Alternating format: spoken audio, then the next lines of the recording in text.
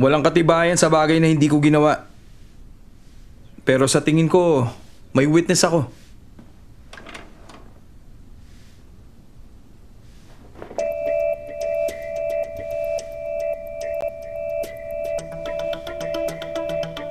Pumasok si Dr. Gosung Tak at gusto niya raw makita si Chairman Jiang.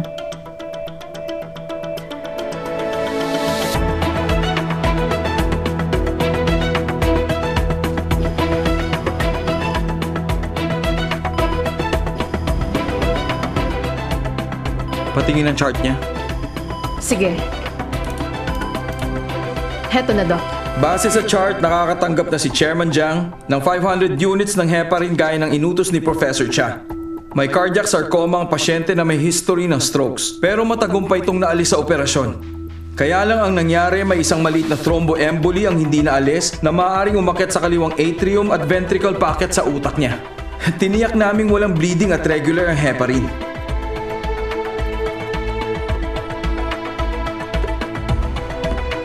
Hindi ka pala nag-aaral ng medicine. Kala ko may alam ka kasi diyan ka nakaupo.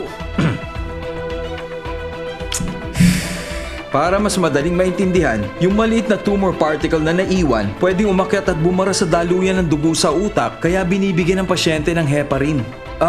Alam mo ba yung heparin? Para yun sa namumuong dugo.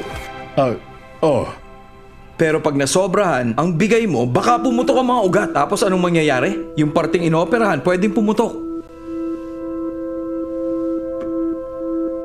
Base sa chart, nagkaroon siya ng atrial fibrillation.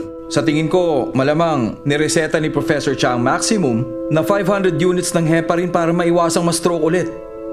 Pagpunta ko ron, stable ang pasyente at walang anumang senyales. Ang pagdagdag ng dosage mula sa 500 ang posibleng pumatay sa pasyente. Tama! Ganyan nga! Yun ang sinabi ko eh! Hindi na natin kailangan dagdagan ng heparin. Kapag may dumating na doktor, sabihin mo yung sinabi ko. Alis na ako.